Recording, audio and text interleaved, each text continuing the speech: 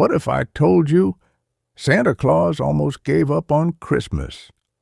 Not because he was tired, not because he was old, but because people stopped believing. Something felt wrong at the North Pole this year. The bells weren't ringing, the reindeer weren't laughing.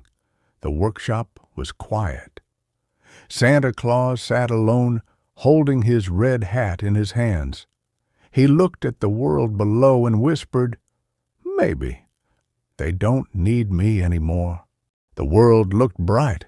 Shopping malls were full. Christmas music was loud. Sales were everywhere.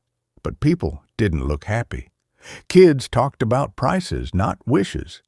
Parents checked their phones at the dinner table. Families sat together, but felt far apart. Santa checked his mail. Millions of letters once arrived every year. This year, only 312. Most of them were just wish lists. Santa's eyes filled with tears. "They don't believe anymore," he said softly. "They just consume." That night, Santa made a difficult choice. "This year, I'll use less magic," he said. The elves gasped.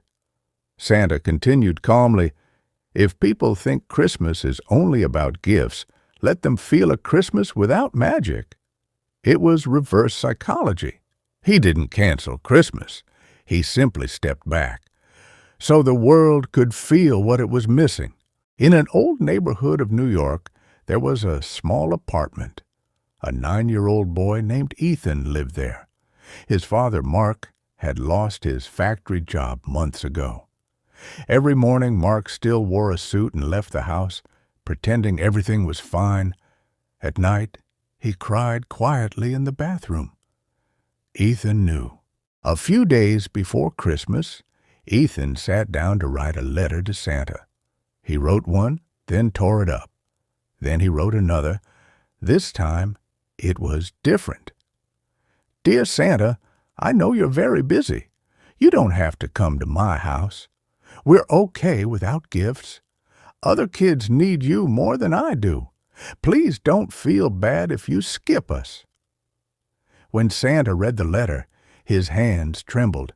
An elf whispered, "He doesn't want anything." Santa smiled sadly. "That's why he deserves everything."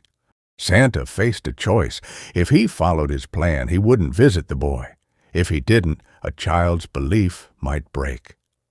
Santa took a deep breath and said, "Rules were made for people who stopped believing, not for those who never did."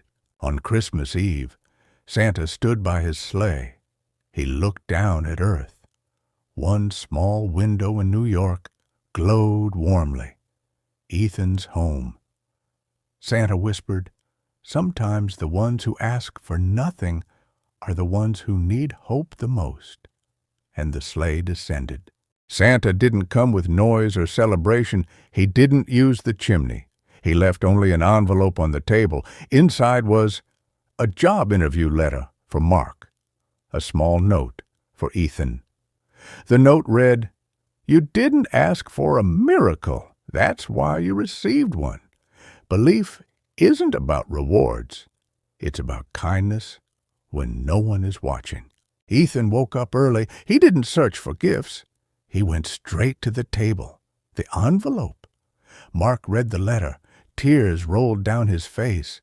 "It's real." Ethan smiled gently.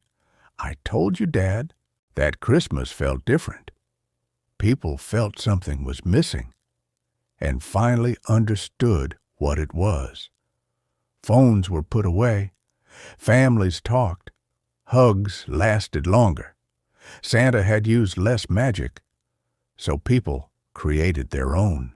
Back at the North Pole, laughter returned to the workshop. An elf asked, "Did Christmas survive?" Santa smiled. "Christmas never depended on me," he said. "It depended on belief." That night, in a small New York apartment, Ethan looked up at the sky and whispered, "Thank you, Santa." And somewhere above the clouds, Santa Claus smiled. As long as one child believes, Christmas will never end.